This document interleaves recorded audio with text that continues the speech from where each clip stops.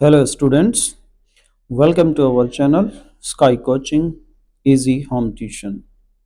Students आज बात करते हैं हम फ्यूचर कंटिन्यूस।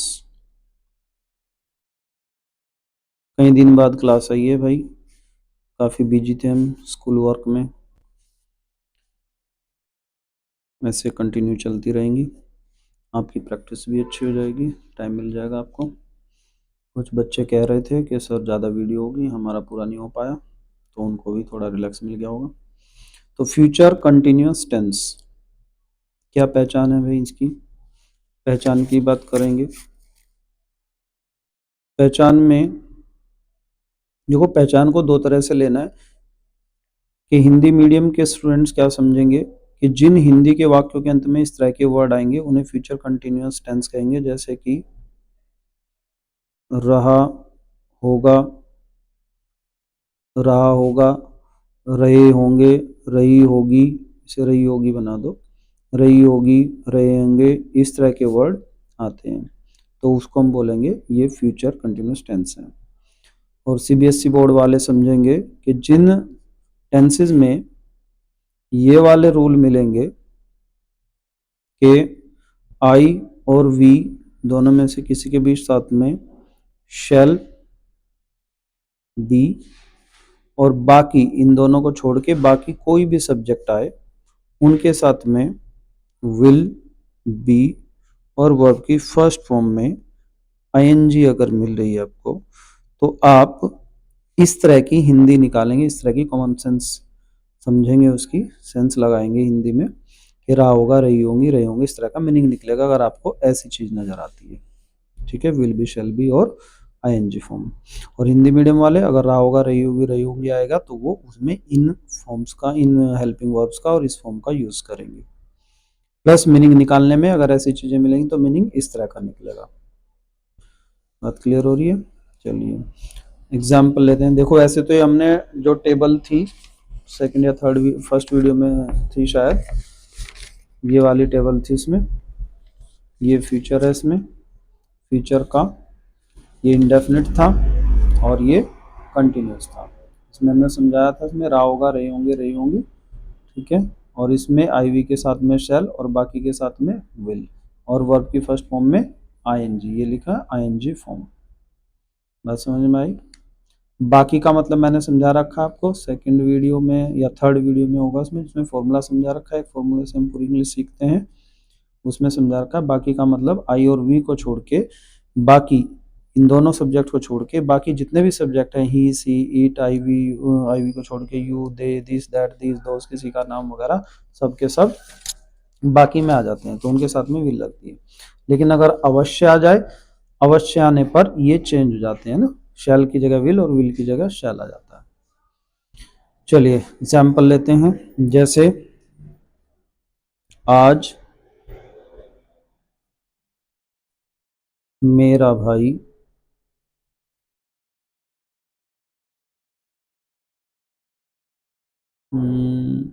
मान लो मुंबई जा रहा होगा। ठीक है भाई, ये पहचान है। देखो पहला काम क्या करना है हमें, टेंस पहचानना कि कौन सा टेंस बना हुआ है। रहा होगा से पता चला हमें कि ये फ्यूचर का इंडेफिनिट है। फिर काम क्या है इसमें, जाना, मेन वर्ब। फिर कहाँ जा रहे हैं, मुंबई, तो आ गया ऑब्जेक्ट। कौन जा रहा है, किसकी बात हो रही है, तो मेरा भाई, भाई नहीं ना केवल मेरा, मेरा भाई, ये हो गया सब्जेक्ट। आज, आज हो गया टाइम। तो किसी सेंटेंस में आ जाता है जैसे शुरू में टेंस, टेंस में टाइम, तो ये नहीं सोचना कि पहला वर्ड हमेशा ही सब्जेक्ट होता है ना। सब्जेक्ट वो होता है जिसके बारे में काम हो रहा है, बात हो रही होती है, या जो किसी काम को, किसी एक्टिविटी को कर रहा होता है। चलिए रूल जो है इसका टेंस बनाने का एक ही फॉर्मूला पूरी इंग्लिश जिससे हम सीखेंगे, subject plus helping verb plus main verb plus object plus adverb और प्लस टाइम। ठीक है भाई, मतलब टाइम वाला अगर एडवर्ब हो तो उसको सबसे लास्ट में लगाते हैं। ये रूल है, पूरी इंग्लिश हम एक ही फॉर्मूला, एक ही स्ट्रक्चर से समझेंगे। इसमें हमने अभी इन्फिनिटिव का जिक्र नहीं किया, वरना इन्फिनिटिव वाली जिरंड वाली वर्ब आती है वो भी यहीं एडजस्ट होती है मेन वर्ब के बाद में बताएंगे उसे स्पेशल वीडियो में।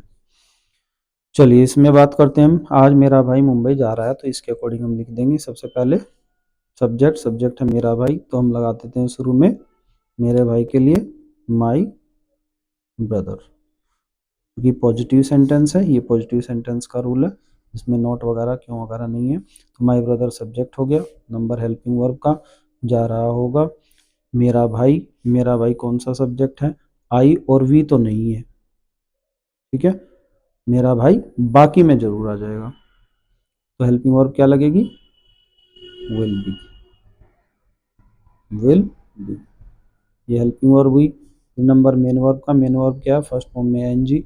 मेन वर्ब क्या हमारी जाना, और जाने में आईएनजी लगाएंगे तो क्या लिखेंगे, गोइंग। ये हो गया हमारी मेन वर्ब। मेन वर्ब के बाद ऑब्जेक्ट कौन है हमारा, मुंबई।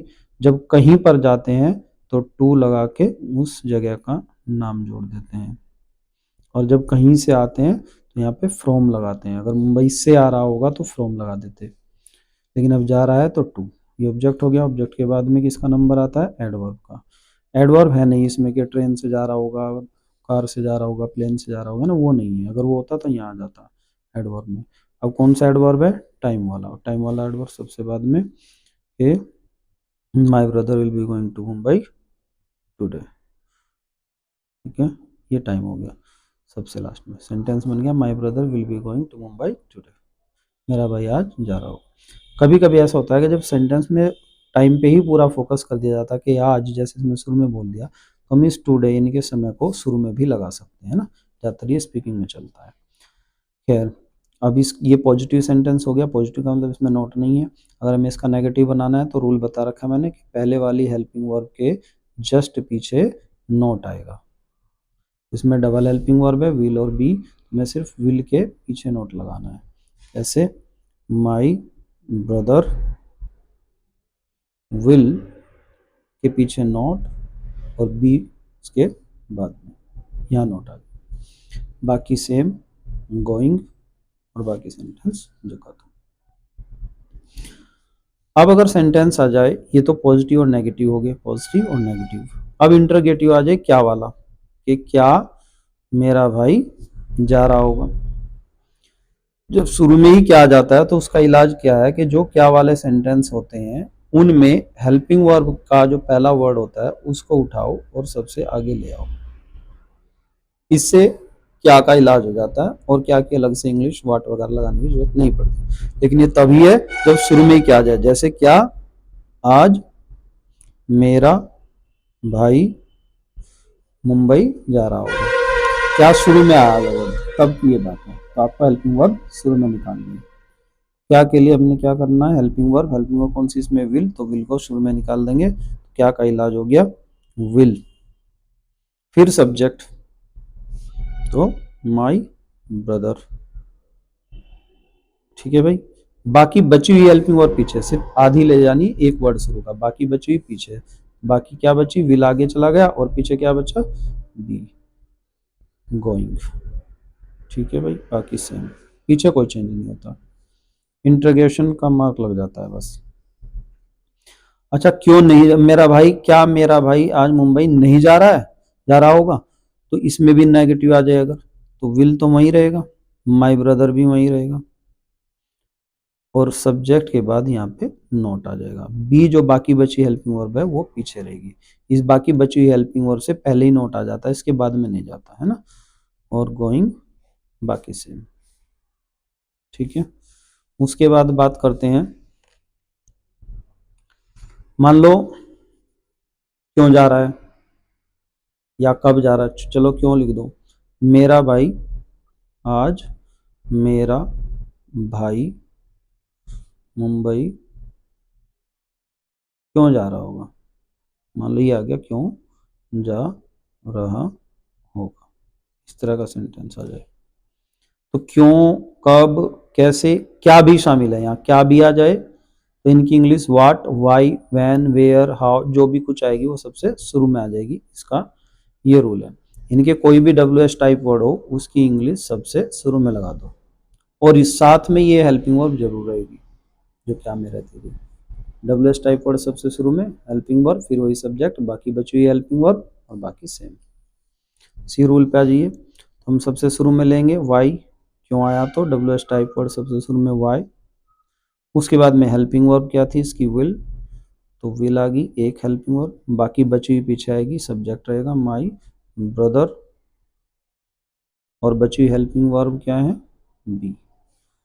ठीक है भाई, ये पीछे आएगी। उसके बाद में मेन वर्ब वही गोइंग और सेंटेंस से। इसमें भी आ जाए कि क्यों नहीं जा रहा होगा, तो वाई यहीं पे रहेगा, विल, फिर माई ब्रदर नॉट, और उसके बाद में बी, फिर गोइंग, सेम सेंटेंस है ना, ये गोइंग गो ना होके गोइंग है पूरा। क्लियर होगी बात। चलो प्रैक्टिस के लिए सेंटेंस ले लेते हैं, कोई शैल वाला भी हो सकता है, भी लगा लें है ना। तो पहला सेंटेंस है, हम कल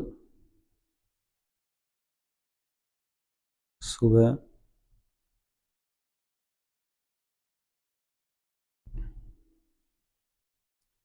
हम कल सुबह मान लो शादी में, हम कल सुबह शादी में नाश्ता कर रहे होंगे, मान लो नाश्ता कर रहे होंगे, इस तरह का सेंटेंस आ गया। यहाँ से पता चल गया होंगे होंगे कर रहे होंगे है ना, रहे होंगे तो फ्यूचर का कंटिन्यूस हो गया। क्या कर रहे होंगे, नाश्ता करना, तो नाश्ता करना मेन वर्ब हो जाएगी। इससे हमें टेंस पता चल गया फ्यूचर का कंटिन्यूस। उसके बाद में शादी में, कहाँ हो रहा है नाश्ता, शादी में, तो ये हमारा एडवर्ब हो जाएगा, काम कहाँ पे हो रहा है। कल सुबह ये टाइम वाला एडवर्ब हो गया, और हम सब्जेक्ट हो गया। ठीक है, इसके बाद में और सेंटेंस ले लेते हैं। नंबर 2, इसको उसी ऑर्डर में लगाना है आपको जैसे हम बनाते हैं टेंस। दूसरा सेंटेंस एक ले लेते हैं बाकी वाला, जो बाकी की तरह से आ सकता है, जैसे उनके रिश्तेदार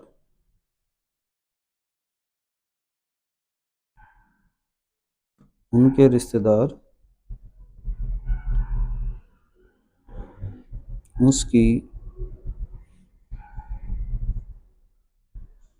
शिकायत कर रहे होंगे।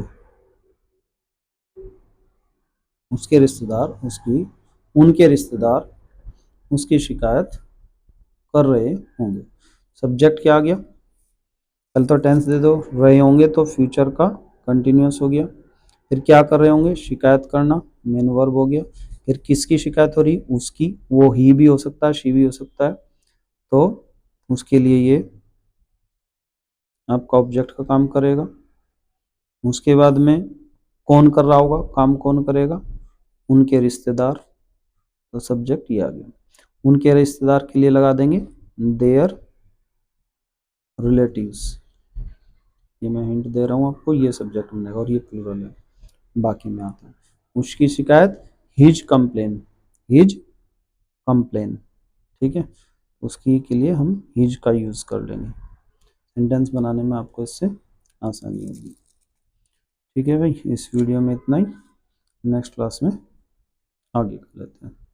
Thank you.